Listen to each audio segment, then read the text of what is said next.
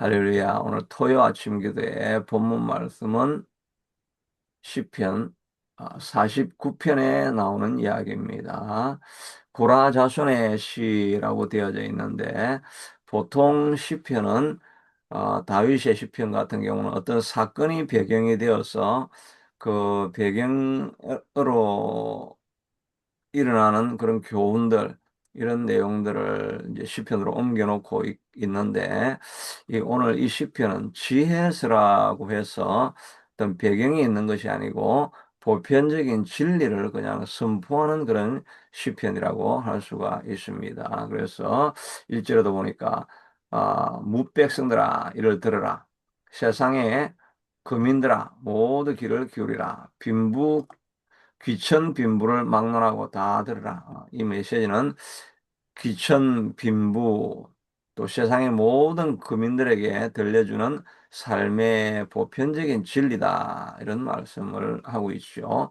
내 입은 지혜를 말하겠고 내 마음은 명철을 작은 소리로 읊조리로다. 로 말하는데 내 입은 지혜를 말하겠다. 명철을 작은 소리로 읊조리겠다. 이렇게 말하고 있는데 여기서 말하는 지혜나 명철은 고라 자손의 생각에서 나온 그런 지혜나 명철이 아니죠. 하나님께로부터 받았던 그 지혜, 하나님으로 받았던 그 계시의 말씀, 이것을 자기가 깊이 묵상하고 매번 읊조리고 하다 보니까 깨달아지는 그 말씀이 있어서 그것을 우리에게 지금 알려주려고 하는 메시지입니다. 고라 자손의 개인적인 교훈이 아니라 그가 받았던 지혜, 명철의 말씀을 말씀하는 것이겠죠. 그리고 내가 비유에 내 귀를 기울이고 수금으로 나의 오묘한 말을 풀리로다 하고 했는데 여기서 비유는 역시 하나님께서 자기에게 보여주시는 뭐 환상의 비유, 꿈의 비유 뭐 이런 것이라고 할 수가 있겠죠. 그래서 이게 우리가 직접적으로 그냥 논리적인 문장을 딱 만들어 버리면 잘 기억이 안 되니까 하나님께서 여러 가지 예화를 통해서도 우리에게 가르쳐 주지 않습니까? 그러니까 그 예화 같은 것이 비유가 되는 거죠. 그런 어떤 보여주는 이미지와 같은 그런 사건을 이제 보여줌으로 그것에서 교훈을 이끌어내게 하려고 하는 비유 이런 것들을 고라자손에게 하나님께서 들려주셨는데 그것을 내가 그 오묘한 진리를 내가 풀리로다라고 이야기하면서 수금으로 나의 오묘한 말을 풀리로다 이렇게 말하고 있죠. 이 수금 그냥 한 문장으로 자문과 같은 그런 문장으로 딱 말만 전해버리고 나면 그러면 그게 우리의 마음에 잘 와닿지가 않죠. 그런데 배경음악을 이렇게 깔아서 우리에게 들려주게 되면 우리의 마음문이 열려지게 되고 주목하게 되어지고 그래서 그 말씀을 더 깊이 받을 수 있게 되는 거죠. 우리도 진리를 선포할 때 그냥 이게 옳은 말이니까 이 말대로 해. 이렇게 하면 그 말대로 참 따라가기가 쉽지가 않습니다. 그런데 비유를 들어서 또 좋은 배경 음악과 함께 어떤 상황극을 만들어 가지고 그렇게 깨닫게 하면은 사람들이 그 말이구나 하는 것을 마음에 깊이 받아들일 수가 있죠. 다윗이 바세바 사건 이후에 자기도 심히 고통 가운데 하나님이 누르시니 내 뼈가 마르나이다 라고 고통 가운데 있지만 하나님 앞에 자기의 죄를 토해내지 않고 있는 고통의 시간을 지나갑니다. 그러니까 그것을 깨닫게 하기 위해서 이제 한 여인을 좀 지혜로운 여인을 불러가지고 다윗에게 나아가게 해가지고 비유를 들게 하지요. 한 사람은 부자라서 양이 엄청 많이 있고 한데 또 한 가난한 사람은 마치 양 한 마리가 자기 뭐 먹을 짐승이 아니라 자기 딸과 같이 키우고 있는 이런 그 유일한 양이었는데 손님이 찾아오니까 이 부자가 이 가난한 자의 양을 잡아가지고 그냥 어, 음식을 만들어 버렸다. 그렇게 하니까 다윗이 아주 대노하면서 그 여인에게 걱정하지 마라. 내가 이 일은 반드시 판결하겠고, 이, 그, 부요한 또 욕심 많은 이 부자를 내가 반드시 처벌하겠다라고 이렇게 아주 강력하게 단호하게 선포를 하게 되죠. 그러니까 그때 나단 선지자가 들어가서 바로 이 부요한 그 사람이 바로 당신이 아니니까 당신에게는 하나님께서 아내들도 여러 주고 또 많은 그 후궁들도 있고 하나님께서 모든 원하는 것은 다 가지게 하셨는데 이 의로운 어, 어, 어, 그 우리아의 아내 바세바를 너가 범하지 않았느냐? 당신이 범하지 않았습니까? 이거 바로 당신이 바로 그와 같은 악한 부자와 같지 않습니까? 그렇게 하니까 그 말이 그냥 다윗의 마음속에 깊이 박히게 되어지고 깨닫게 되는 역사가 일어나게 되죠. 나단이 앞으로 가가지고 당신은 범죄한 사람입니다. 왜 충신의 아내를 범했습니까? 이렇게 하면 다윗이 뭐라고 이 괘씸한 놈 이렇게 하면서 그냥 나단을 목을 쳐라 이렇게 하면서 그걸 자기 자존심도 있고 하니까 갑자기 그런 말을 하게 되면 왕이 아주 격노하게 되어지면 오히려 나단도 죽고 그리고 더 큰 죄를 범하게 되고 다윗은 더 완고하게 되어졌을지 모릅니다. 그런데 이런 좋은 각본을 떠가지고 가서 상황 안에 자기 자신을 몰입하게 만들고 그리고 나서 해야 될 진짜 말을 메시지를 거기에 담게 되니까 그 그릇이 담을 수 있는 다른 사람이 들을 때 용납할 수 있는 그런 그릇이 되어서 메시지가 전달되어지니까 그가 마음을 열고 받아서 오히려 참 회개시키고 다시 상황을 돌이킬 수 있는 그런 극적인 계기를 만들어낼 수 있게 되는 거죠. 마찬가지로 우리가 예배할 때 그냥 하나님 말씀 바로 들으면 될 것 같은데 그 앞에 우리가 오늘 우리도 그 아침 기도할 때마다 준비 찬양을 하잖아요. 준비 찬양을 하는데 한 번만 하는 것이 아니라 똑같은 곡을 두 번을 부릅니다. 왜냐면 아침에 일어나 가지고 그냥 한 곡 정도 딱 부르고 메시지를 들으려고 하면 우리의 마음에 준비가 안 되고 또 저 자신도 준비가 잘 안 돼서 두 번 이렇게 찬송할 때 또 찬송하는 중에 저도 기도도 하면서 오늘 메시지를 위해서도 기도하고 그렇게 하면서 마음의 준비를 하는 거죠. 그래서 이 수금으로 우리의 마음이 다 열려지고 난 이후에 메시지가 전달되어지게 하고 또 예배도 예배하기 전에 여러 절차를 거치고 그 다음에 메시지를 이렇게 전달하게 되고 그런 것들이 다 우리의 마음을 여는 과정이죠. 그래서 우리도 준비 찬양을 꼭 세 곡을 주일 예배 때 우리가 하지 않습니까? 그게 준비 찬양하는 시간이 참 중요합니다. 그래서 준비 찬양을 제가 조금 먼저 하려고 하다가 사람들이 도착하지 않았는데 그냥 우리만 준비 찬양을 해버리면 늦게 오시는 분들이 예배할 때 마음문이 참 열리기 힘들겠다 해서 제가 조금 기다리면서 사람들이 오시면 이제 제가 준비 찬양을 해서 1시 조금 지나도 그렇게 해서 예배를 드리게 되지요. 그러니까 우리의 마음을 준비하는 것이 늘 중요합니다. 예배할 때 그러니까 조금 일찍 와가지고 찬송하면서 마음문을 열고 예배를 하는 것하고 막 허겁지겁 와가지고 예배 순서를 막 쫓아가다가 메시지를 들으면 우리의 마음문이 열리지 않으니까 정말 마음과 힘과 뜻과 정성을 다해서 예배하러 왔는데 뭐 늦게 허겁지겁 막 이렇게 와가지고는 그 모든 것이 그냥 말씀을 들을 준비가 안 돼 있으니까 그 시간이 헛수고가 되는 거죠. 그래서 조금 일찍 와가지고 준비 찬양하면서 우리의 마음문을 열고 그 말씀을 들을 수 있는 준비를 하고 예배하는 것이 우리에게 큰 유익이 된다. 이왕 예배할 것 같으면 조금 일찍 와서 준비 찬송을 들으면서 예배하는 것이 큰 힘이 되리라고 생각이 됩니다. 그리고 나서 이제 오묘한 말을 풀리라고 했는데 이 오묘한 말이 뭐냐니까 죄악이 나를 따라다니며 나를 애워사는 환란의 날을 어찌 내가 두려워하리요 이렇게 했는데 요거는 갑자기 뚱딴지 같이 이게 오절이 이렇게 들어와 있습니다. 근데 이거는 뒤에 내용을 살펴보면 알게 되는데 죄악이 나를 따라다니는데 이 죄악은 내 죄악이 아니고 부자들의 죄악입니다. 부자들의 그 위협과 또 그 권세 이런 것들이 나를 막 압박하면서 나를 애워싸가지고 나를 점점 어렵게 만들어 올 때, 나를 어렵게 하는 사람들이 누구냐 하니까, 부유하다고, 또 뭐 권세가 있다고, 자기 마음대로 막 설쳐가지고 가난한 나를 괴롭히게 하는 이런 때를 내가 어찌 두려워하리요. 이런 의미가 이제 담겨져 있는데, 그 내용은 이제 밑에서 나오는 이 내용을 보면 이제, 그들이 핍박하는 내용들이 또 나오게 됩니다. 6절에서 이게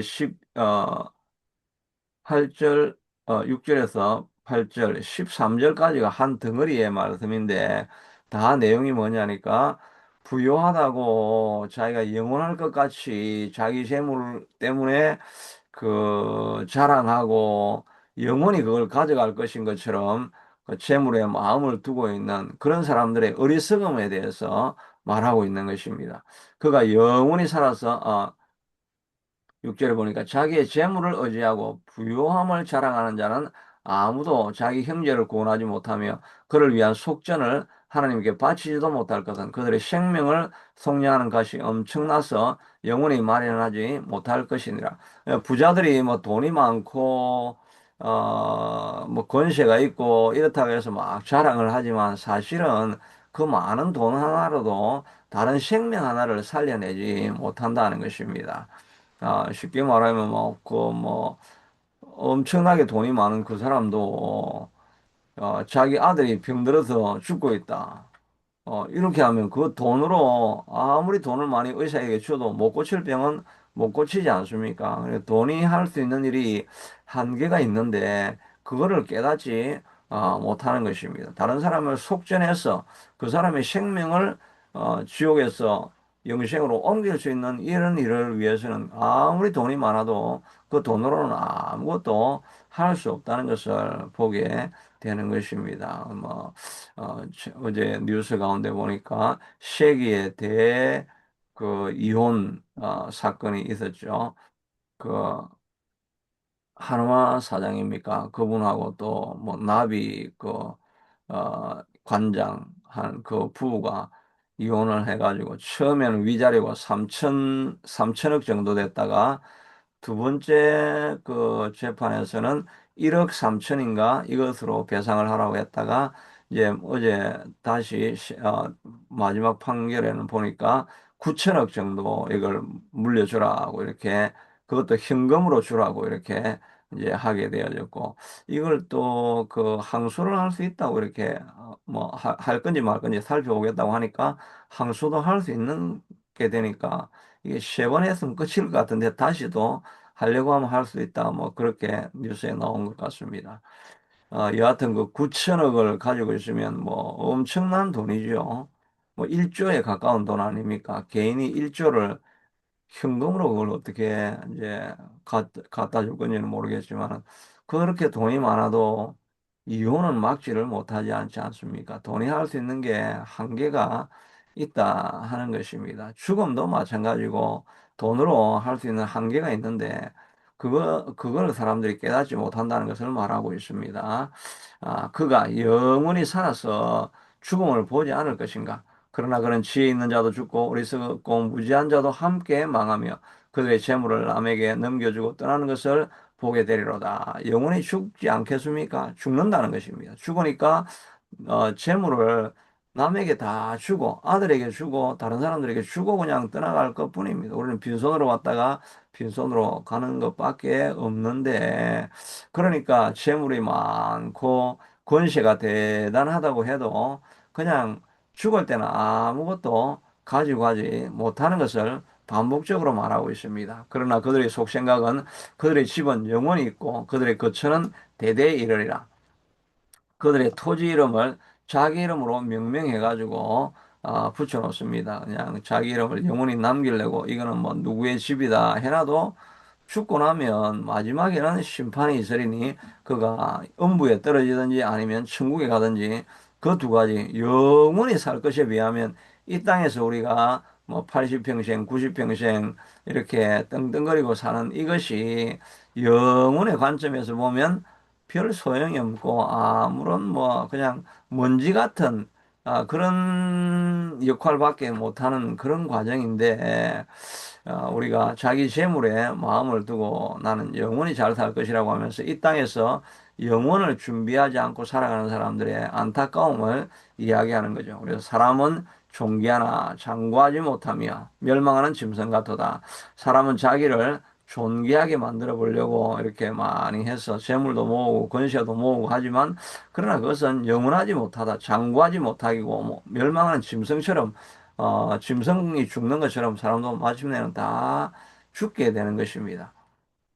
이것이 바로 어리석은 자들의 길이며 그들의 말을 기뻐하는 자들의 종말이로다. 짐승과 같이 다 멸망하게 되는 것이 이들의 결국이라 하는 것입니다. 그러니까 우리가 이 땅에서 재물을 가진 자, 또 떵떵거리고 잘 사는 자, 권세 있는 자들을 막 부러워하고 그렇게 해야 되지만, 그러나 그것은 이때 이 영혼에 비하면 한 점도 안 되는 이 찰나의 순간에서 누리는 것밖에 안 되니까 정말 지혜로운 사람은 어떻게 해야 되겠습니까? 이 땅을 살아가면서 부자들을 두려워하고 부러워하고 그렇게 해야 될 것이 아니라 영혼을 준비하며 하나님 나라를 위해서 무언가 쌓아두는 그 일을 하는 그 사람을 우리가 진정으로 부러워해야 될 것입니다. 정말 진심으로 나가서 선교하며 자기의 생명을 바치고 한두 명을 구원하기 위해서 고독한 길에서 힘든 길에서 그 사역하고 있는 그런 분들이 사실은 영혼을 위해서 살아가는 분들 아니겠습니까? 영혼을 준비하고 살아갈 때 이 찰나의 순간에는 정말 선교지에서 고난과 고통을 당하며 어려움 속에서 살아가고 있지만 그러나 이들은 영혼을 준비해야 되기 때문에 정말 두려워해야 될 사람들은 바로 이렇게 하나님 나라를 위해서 헌신하는 이 사람들인 것입니다. 또 목회자들 가운데 정말 작은 교회를 지키며 시골 외지에서 몇 명의 생명을 구원하기 위해서 그들의 삶을 살아가고 바치는 것을 볼 때 사람들의 눈에 보기에는 참 인생을 어, 결과도 없고 열매도 없는 곳에 자기의 삶을 드리고 있는 부끄러운 삶이다. 이렇게 생각할지 모르지만 그러나 영혼의 눈으로 바라보면 그 사람보다 존귀한 삶을 살아가고 미래를 잘 준비하고 있는 사람들은 없는 거죠. 이 땅에 재물을 다 가지고 있으면서 그들의 토지를 자기 이름으로 막 명명해놓고 묘비에다가 또 이름을 적어놓고 막 묘를 막 엄청나게 만들고 그 이집트에는 왕이 죽는 것 때문에 그 미이라를 만들어 가지고 영원히 살 것처럼 썩지 않게 만들어 놓고 거기에 피라밋을 만들어 가지고 한 묘를 짓기 위해서 뭐 수백만 명이 동원돼 가지고 그렇게 하지만 그 죽고 나면 멸망하는 짐승과 같은 것뿐입니다. 죽고 나서 그냥 심판 가운데 그리스도와 함께 있지 않다고 한다면 음부 속에서 고통하는 것밖에 없는 것이 인생인데 이것을 왜 깨닫지 못하는가? 그것을 말해주고 있는 것입니다. 15절에도 14절 그들은 양같이 서울에 두기로 작정되었으니 사망이 그들의 목자일 것이다. 정직한 자들이 아침에 그들을 다스리니 그들의 아름다움은 소멸하고 수월이 그들의 거처가 되리로다. 부유하지만 모든 부자가 그렇다는 말은 아니죠. 예수 믿는 부자들도 있습니다. 또 부자이면서 하나님의 일을 더 많이 하는 사람들도 있어서 부자가 다 그렇다는 것이 아니라 그리스도를 알지 못하고 영혼을 알지 못하는 부자들의 결국 이들은 수월이 음부가 그들의 거처가 될 것이다. 그러나 하나님은 나를 영접하시리니 이러므로 내 영혼을 소울의 권세에서 건져내시려다. 그러나 우리는 예수 그리스도를 목자로 삼고 있기 때문에 예수 그리스도께서 죽고 나면 나를 건져내시고 영원한 나라에 있게 할 것입니다. 그러니까 우리가 5절에서 본 것처럼 두려워하지 않는 것. 죄악이 나를 따라다니며 나를 애워사는 환난의 날을 내가 어찌 두려워하리라. 부자들이 권세 있는 자들이 나를 핍박하는 것 때문에 내가 왜 두려워하겠는가? 영혼을 생각해 보면 사실은 내가 가장 부유한 삶을 살아가고 있는데 그들을 왜 내가 두려워하겠는가? 그러나 하나님은 나를 영접하시.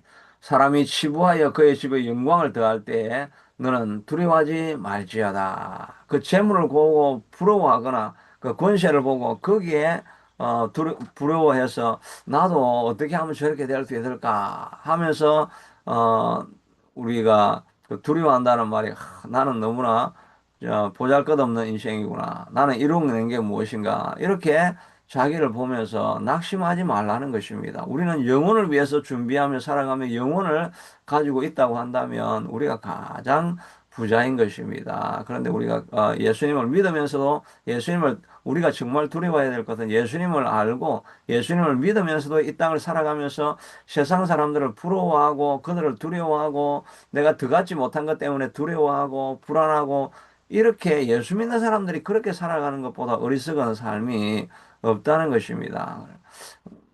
세상 사람들을 부러워할 것이 아니라 내게 있는 것으로 하나님 앞에 감사하면서 내가 어떻게 하나님의 일을 좀 더 해서 하늘나라에 쌓아놓을 것인가. 그거를 생각해야 되는데 그걸 생각하지 않고 이 땅의 것을 자꾸 얻지도 못하고 능력도 없으면서 그걸 자꾸 부러워하면서 자기 인생을 그 허비하면서 부러워하면서 허비하는 그것보다 더 어리석은 인생이 있겠느냐라는 하는 것을 또한 우리에게 말해주고 있는 것입니다.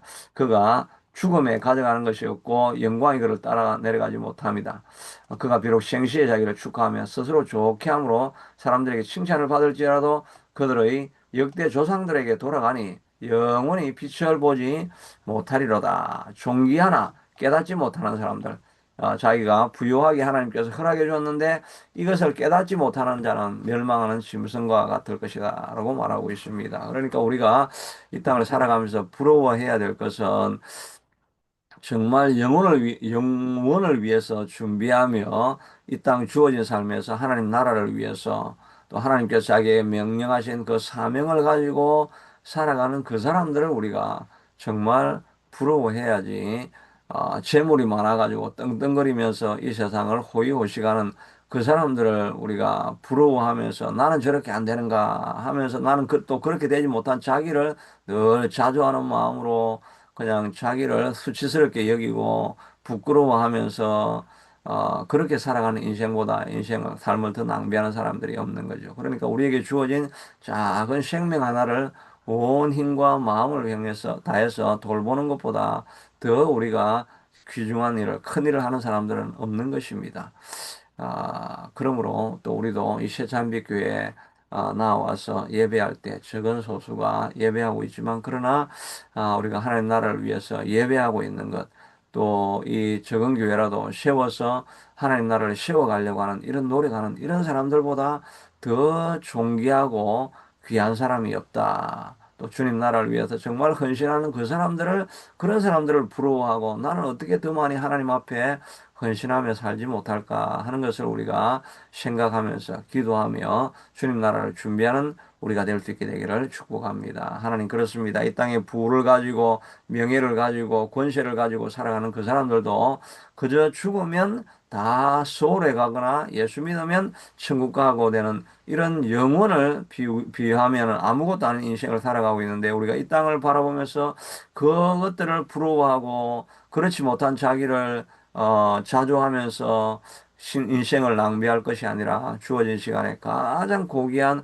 주님 나라를 세워가는 이 일에 온 힘과 마음을 쓰게 하시고 우리가 하고 있는 교회 일이 너무나 소중하다는 것을 알고 그 일을 위해서 살아가는 우리가 되어서 마지막 주님 만날 때 정말 존귀한 자로 여김받는 우리가 될 수 있게 축복하여 주옵소서. 예수님 이름으로 기도드리옵나이다. 아멘.